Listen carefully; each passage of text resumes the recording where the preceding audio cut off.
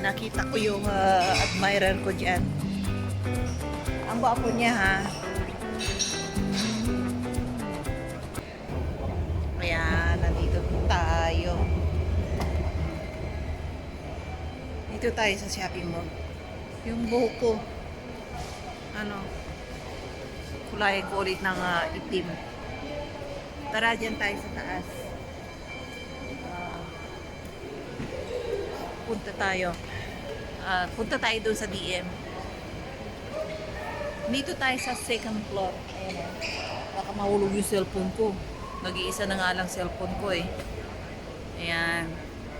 At sa taas, ano yan? Restaurant. Ayan o. Gaganda ng ilaw o.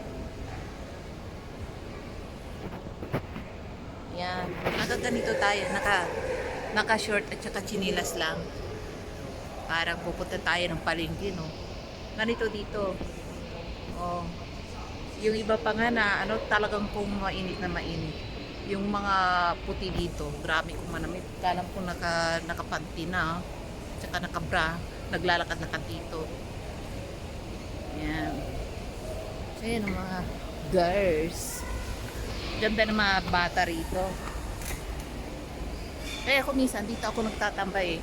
Kapag sawang-sawa na ako sa bahay, dito ako nagtatambay. Ayan, maganda yung restaurant nila, yung fast food nila, maganda. Ayan, may bibilihin lang ako rito. Dito. Masarap yung oats nila rito. Ayan, dito ako bumibili ng oats nila kasi masarap. Hindi masyadong matamis, tama lang ang timpla. Ito yung oats na ano, nasa ba yan? Ito.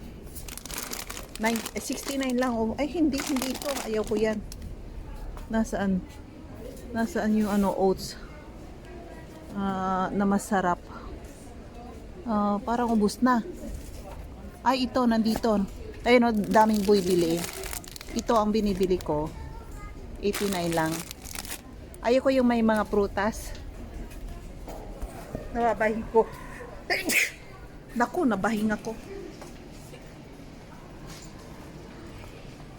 Ay, naku. Parang may buwisit na to, ano, sa tabi ko.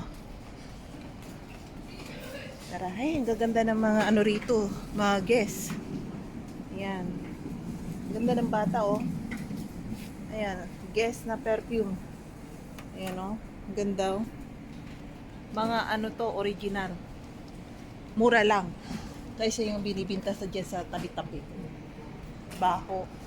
Ano ba bibili ko? Toothpaste. Bili ako ng toothpaste dito. Ayan, dito ako bibili ng toothpaste. Ayan. Toothpaste. Bibili ako. Tagda 29 lang. Mura dito. Ang toothpaste dito. Bibili pa ako ng ano. Tapos tuloy ako sa groceryhan. Ayan, o. Dito ko nabili yung ano, yung pampa ba yun? Ayan. Pampatunaw ng mga kinain. Ayan, o, ito, o. Maganda to. Ayan, o. Ayan ang presyo lang, o. Mura. Ayan. Tapos yung mga taga Taiwan, alam nyo, minsan nagpapabili sila sa akin dito sa DM na to. Dami nila. Kung minsan 100 pieces, 200 pieces na binibinta ko roon sa kanila per box. Tapos binibinta rin nila sa Shopee. Ayan, mga collagen. Ayan, o. Maganda to, 999. Yung mga anak ko mahilig sa mga collagen na ganyan eh. Ayan, bumibili sila sa Chekwa. Sabi ko, ba't hindi ko alam kung magkano.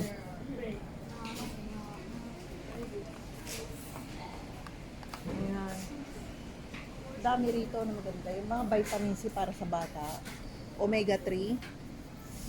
Yung iba, ano, yung mga ibang nakakarating ng ibang bansa. Bumibili ito pang regalo. Itong omega 3. Kasi mura lang dito. Ito. Omega 3. Ayan. Magkano omega 3 dyan sa inyo?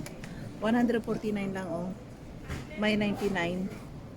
May medyo mahal, 299. Para sa cholesterol, 449. Ayan.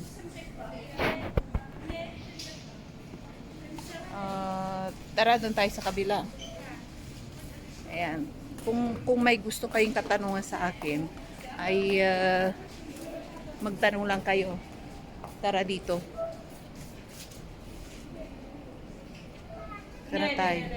Emergency na yan. Akala ko may nahimatay or nagkasakit or nasagasano dito. Ayun pala, bumili lang ng pizza. Nagmamadali pa naman kanina.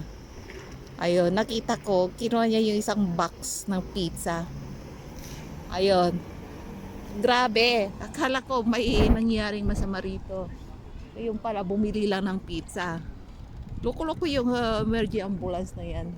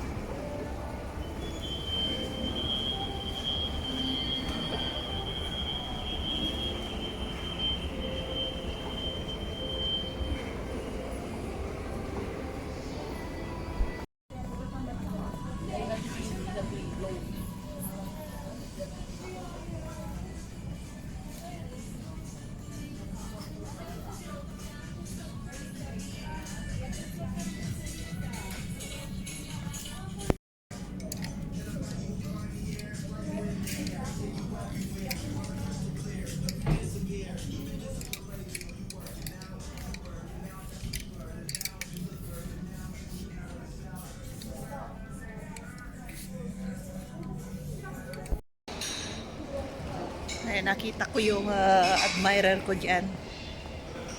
Ang gwapo niya ha.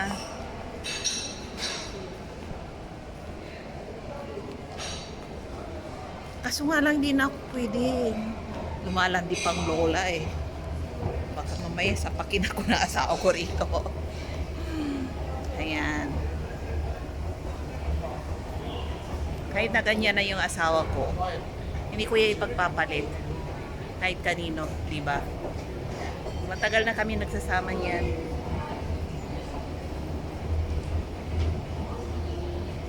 Ayan.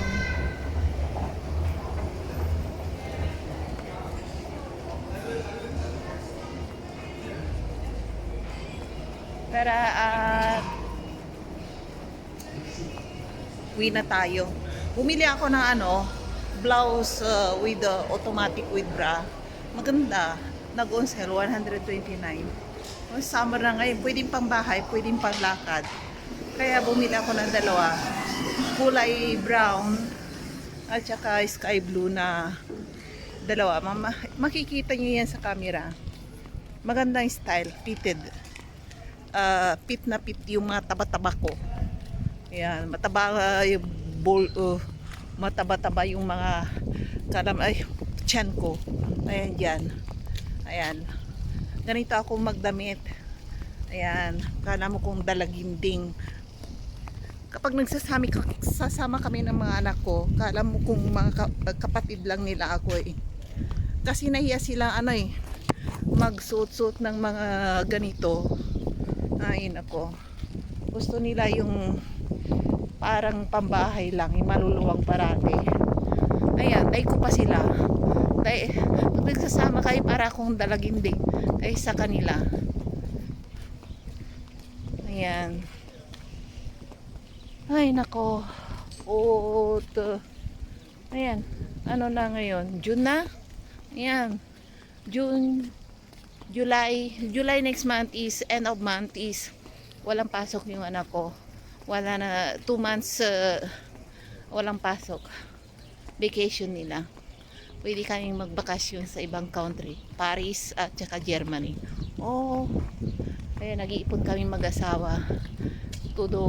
Tututipid para tag-init. Kapag tag-init dito, yung buong pamilya nagplaplano sila kung saan mag-vacation. Ganon yung mga tao rito kapag taglamig. Todo sila, trabaho.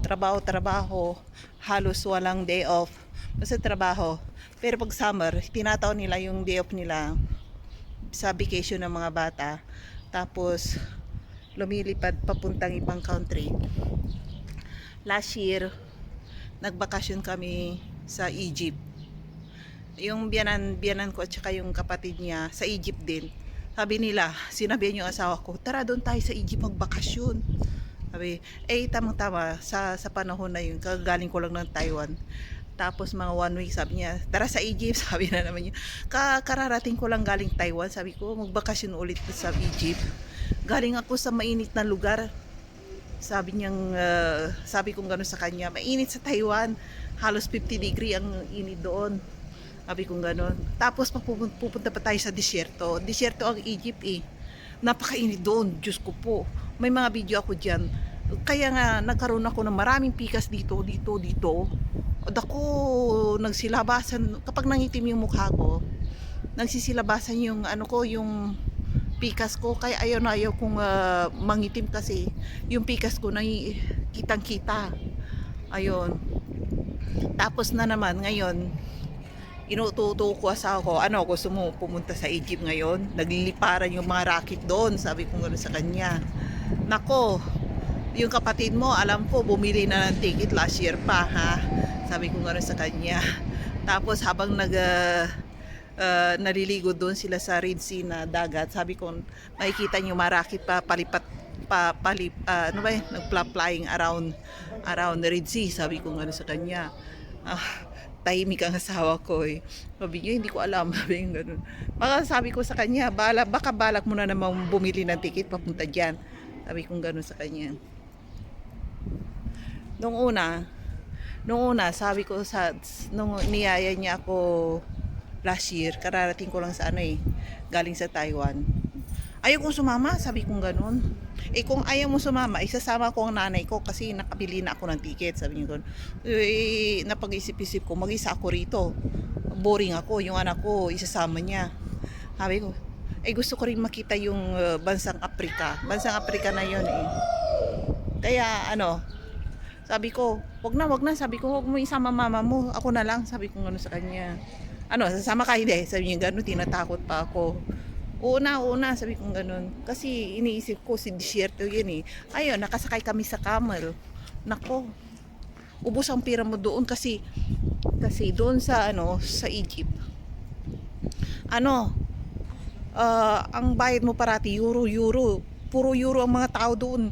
Hindi sila gumagamit ng yung bang pera ng Egypt. Loko-loko mga tao doon eh. Pag magbabayad ka doon, ini-scam nila yung mga European eh. Pag magbabayad, bayad na kami pati yung bus na papunta sa hotel, binayaran na namin yun. Yung bus driver pa naman, nangingi ulit ng tip. Sabi niya, hindi namin naintindihan yung sinasabi niya. Tapos pinapakita niyo yung dollar. Sabi US dollar or euro, sabi niya gano'n. Pinapakita niya 20 euro. Loko-loko talaga to. Sabi ko, wala kaming perang cash. Sabi ko, gusto mo Visa card? Sabi, no, sabi niya gano'n. Cash. Tip. Kaya yung mga tao doon, kailangan mo talaga ng tip. Ay nako, kaya kung magbakasyon kayo doon, maubos yung euro ninyo doon sa mga taong mas makakasalamuhan mo doon sa doon sa kanila. Kahit yung mga waiter, nako, bigyan mo ng tip yan, aalagaan kanila. Tapos yung mag-aalaga sa maglilinis sa hotel room mo, binibigyan rin namin ng tip yun. Aba, gusto niya tuwing umaga, hinihintay kami mag-asawa para dumating, no? Tapos sa umaga mag-breakfast kami. Hintay niya kami sa sa labas. Tapos alam na namin kung ano yun. Ang ginawa ko naman, ayoko nang bigyan na siya ng Europe kasi mas mahal. Nag-withdraw ako ng Egypt money. Ayun, tuwing shake hand ng asawa ko, di ba shake hand? Doon sa shake hand na yun, may tagi 100 na pera na yun na Turkish Egypt money. Shake hand with Middle East money na. Every shake hand ng asawa ko doon sa room boy, may pera na yun. iniipit na sa ko, shake ha, sabi gano'n. May pera yun, nakakalakip. Ay, nako. Ay, gusto niya maglinis doon sa room namin eh. Ay, nako. Tapos pag, di ma, ano, sumama rin kami sa mga, European private yachts. Talagang pang milyonaryo yun. Binayaran din namin. Tapos, yung mga taga-Egypt na naman, sabi nila, tip, tip, tip, tip. Sabi nila doon sa barko. Sabi, wala kaming cash. Sabi, gusto mo, Visa card? Sabi namin sa kanya. Sabi, wala kaming cash eh. Oh, okay, later, mag-withdraw kayo, sabi niya gano'n. Loko-loko talaga ma-Egypt, kaya mauubos yung cash mo doon sa doon sa kanila. Tapos kapag doon sa doon sa may nagbayad ka rin minsan doon sa doon sa ba yun, doon sa disyerto ng visa.